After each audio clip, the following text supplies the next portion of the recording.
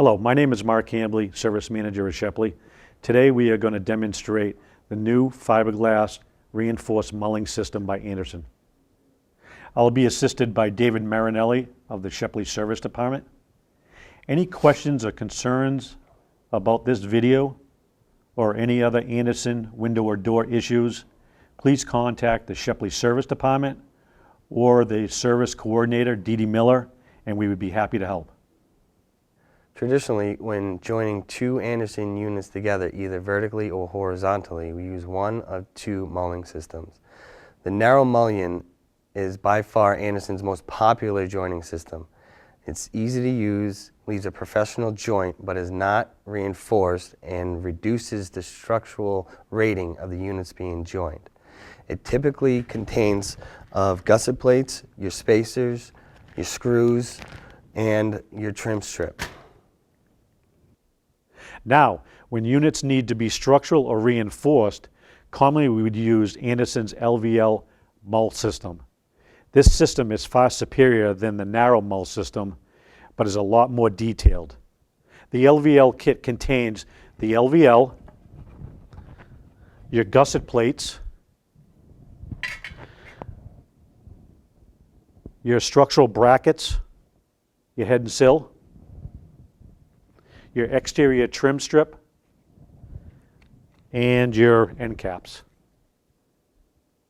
Andersen now has combined the ease of install of the narrow mull system and the strength of the LVL system to create the new Andersen fiberglass mulling system. This system is available on all A-Series windows. Today, Dave and I are going to be mulling together two Andersen A-Series double hung windows using Andersen's fiberglass mulling system. On the table, we have the components for the joining kit. We have the alignment spacers. We have your joining plates. We have your lock plugs, your sealant, the gusset plates, the screw packs, your end seals, your end caps, your exterior trim strip, and your interior trim strip. Okay, so we have the two A-Series double hung windows on the table here, and before we start joining them together, we need to prep the units.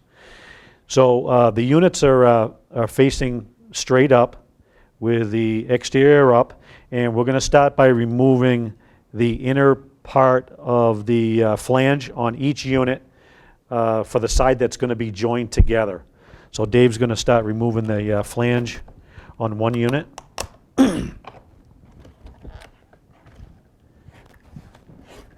This is a pretty common practice, obviously, when you're joining units together, is to remove the flange.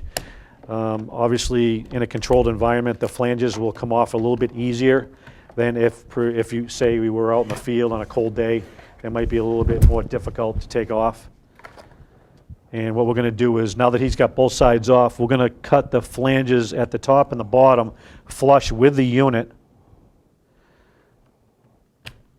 so we can start joining putting the joining plates and the alignment plates on.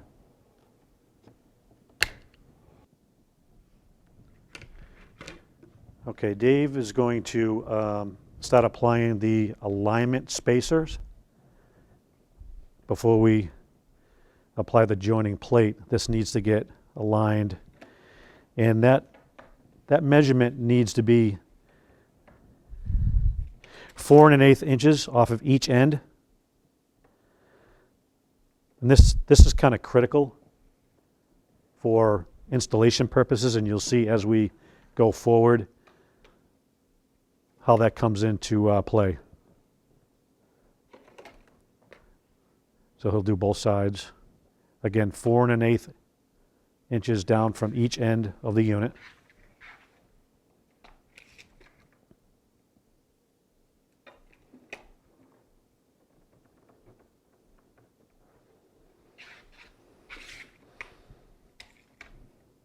If you need to pop it off and reapply it, you got it? Good. Now we're going to attach the joining plate. And you'll notice that there's a red line going down the middle of the plate. That will be attached to one side of the unit, facing up. And this joining plate needs to be located 3/4 of an inch down from the top and bottom of the unit. So Dave will take a measurement, make sure he's got 3/4 of an inch down.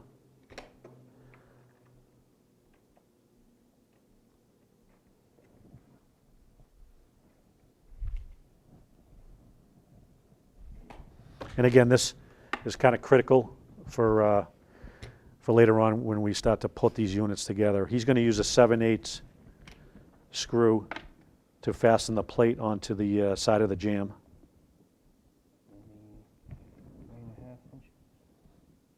What's that? Your screw hole, 3.5. Yep. And the other critical thing is that your first screw needs to be 3.5 inches down from the top of the plate, the joining plate. Okay, so 3.5 inches down on each end, because what we'll be using a locking plug that will be inserted in there, and if that screw is too far forward on the plate, then it will not be able to insert into the proper area.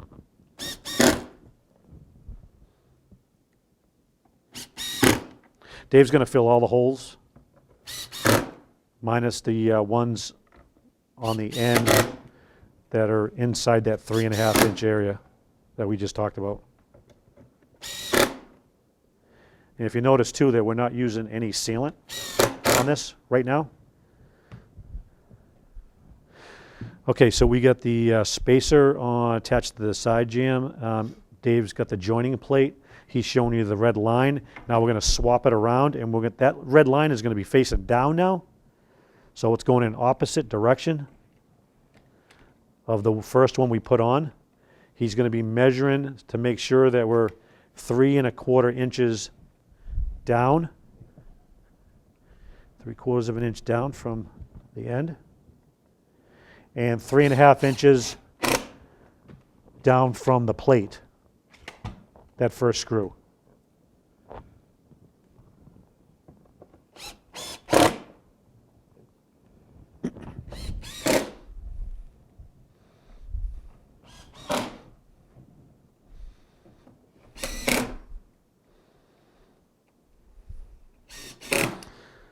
Now, when we get these kits are all cut to length. They're all ready to go, depending on the unit you're going to be working on, which is going to make it a lot easier. Okay, so the joining plates have been secured into place, and just wanted to point out again the importance of having the red line up on one joining plate and the red line down on the other. For interlocking purposes, and Dave's going to lift that up, snap that into place, put a little pressure there. All right, so now that the units are locked into place, now we're going to use the lock plug, which will go right into place like so. That's a dry fit, and that lock plug is done on the head jamb and also at the sill. Okay, so now we have the joining plates on, and we've got the units joined together. We've got the locking plugs in place, and I just kind of wanted to reiterate the importance of the spacing of the joining plates. Having that 3/4 of an inch allows that joining, that locking plug, to just seat just below the unit, almost flush. So Dave's going to start to apply the gusset plate. And the gusset plate is going to be centered up between the two units. And he's going to use the center holes in the gusset plate to align onto the locking plugs. And he's going to use a 2-inch screw. He's going to use 2 of those.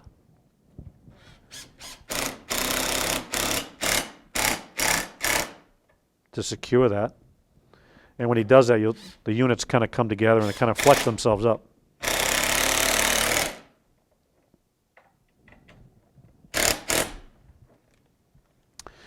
And then he's going to fasten the rest of the gusset plate off using 5/8 screws. This is going to be done. We're doing the head jam right now. We're going to be doing the same thing on the sill.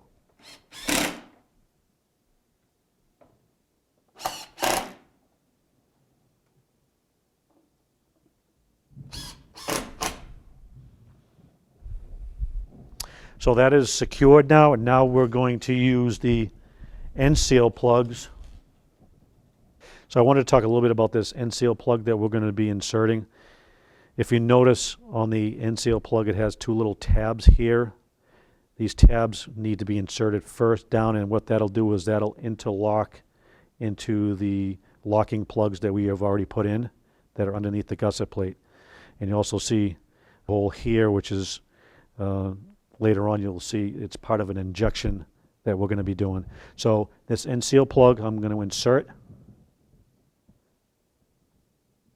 And just push it down. You hear it snap in. And it should be nice and flush with the plate. And just recessed on the top. Okay, so we've already done the head jam of the unit. Now we're going to start working at the sill. And we're going to start with the lock plug. It's the same as the top. The lock plug gets inserted in. Dave is now going to fasten the gusset plate. And again, he's going to center that gusset plate up over the two holes of the lock plug. And then with a couple of 2-inch screws, he's going to fasten that.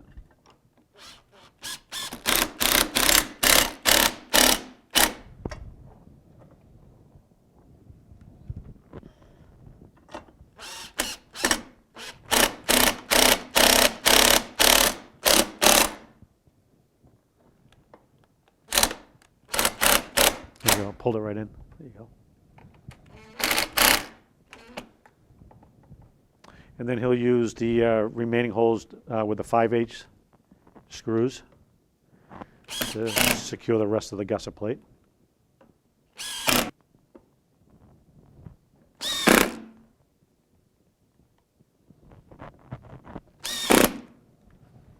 Okay, now that that's secured, now we're going to insert the end seal plug. And again, I just wanted to reiterate the two pieces on the bottom here, the little plugs on the bottom, and see how the direction this is facing, because again, this is going to lock inside with the locking plug. So the end seal will be inserted down, and you'll hear it snap in. So again, this is flush on the face, and on the top it's just slightly recessed. Again, noticing you have a hole here. This is going to be an injection point for these two areas, and we'll show that as we move forward with this mulling. Okay, so before we apply the exterior trim strip, Dave's going to use some denatured alcohol and wipe down the face of the unit on both sides. This will remove any dirt, debris, or anything that might be in that area while we were mulling. Sometimes when you're on job sites, you can collect a little bit of sawdust, some dirt, or whatever. We just want to make sure that's nice and clean for when we're applying the 1/4-inch bead of sealant. We're going to be using Andersen window sealant, and Dave's going to apply a 1/4-inch bead down both sides.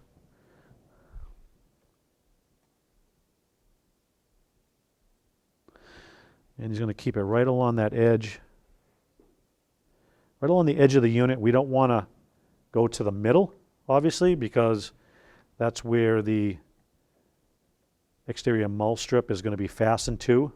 This is the outside edge of the mull strip, which will seal that area up from any water or air infiltration,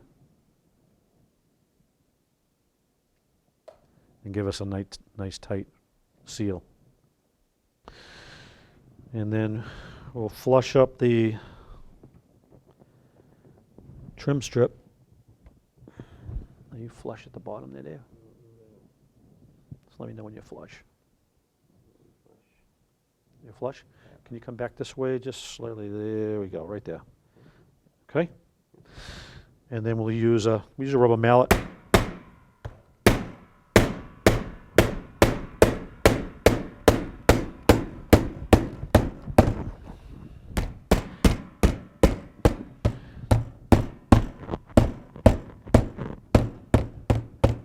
The rubber mallet's great if you have one. If you don't, you can use a hammer and a block. I would suggest just make sure you get a nice flat block to use, and because this could get dented relatively easy if you're not careful. Okay, so now Dave's going to start the injection at the end seal, which is, he cut the nozzle on the sealant and insert it into that hole and just pump that cavity. And as he pumps, you'll see the sealant start to squeeze out where the bottom gusset plate is. And just keep pumping, Dave. You'll see it all squeeze out. Keep coming. There you go. So what that's doing is that's filling that whole cavity there. And when you get to the point where you've got enough squeeze out there, you feel comfortable with that, Dave's going to tool that whole area using a flat putty knife. There's a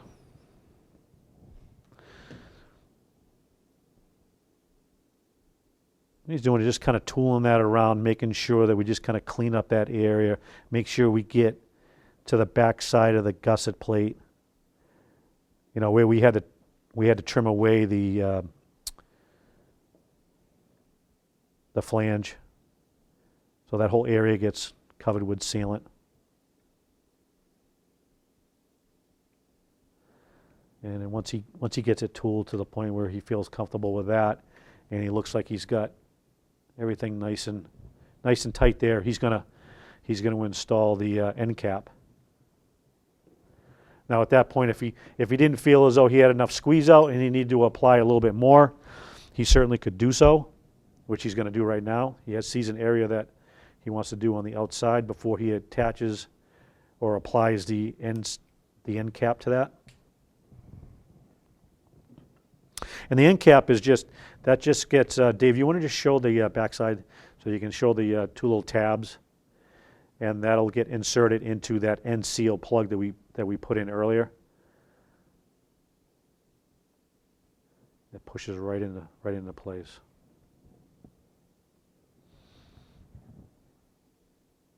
Now after you get that end seal plug in, we like to just kind of do a little cap bead over that on the backside edge, which Dave will get the caulking gun and he'll just do a little cap bead on that backside. The inside edge with the flanges and around the end cap. This is only going to help seal that area. The more we can high performance this type of install, the better off. Takes a little bit more extra time, but in the end it looks nice and it's nice and tight. And then we'll end up doing the same thing to the other side. Okay, so we finished one end of the sealant. Dave is going to start the injection process on this end using the sealant, and he's going to be injecting into the end seal plug. Again, when you're injecting this, you want to just keep pumping that sealant in there until you see it to start to ooze out, and it'll fill that whole cavity. You can see how it's starting to really pour out of there, and that fills that whole plug area. And when Dave gets to the point where he feels comfortable, where he's got enough there, he's going to tool it using a flat putty knife.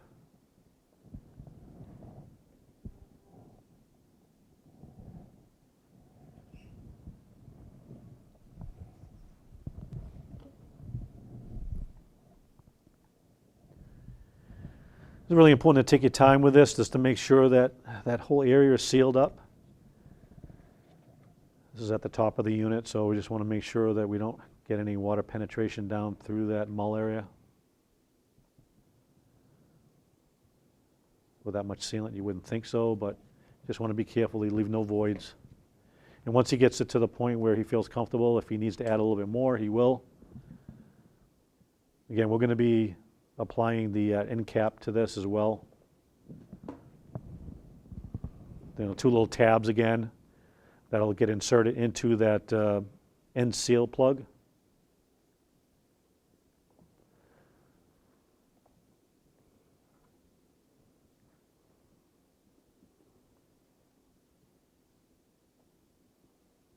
And then Dave will just do a little cap bead around just to kind of high performance it, just to kind of make sure it's, you know, we have no voids.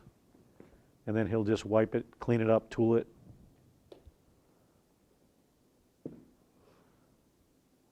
The more we can do here to prevent any water infiltration, obviously the better.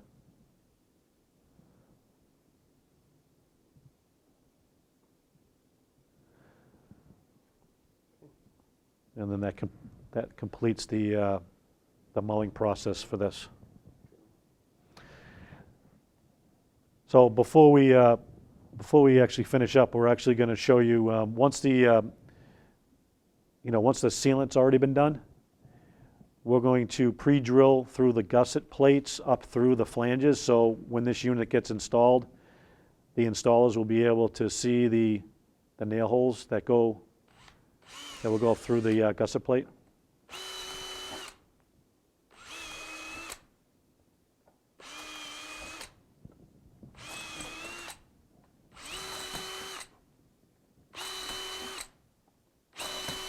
It's a lot easier to do it before you get the unit in, obviously, because that way it's identifiable. It's a lot easier for install, and we'll do it to the other end as well. All right, so joining is complete. Now we're ready for install, so please refer to your unit installation instructions.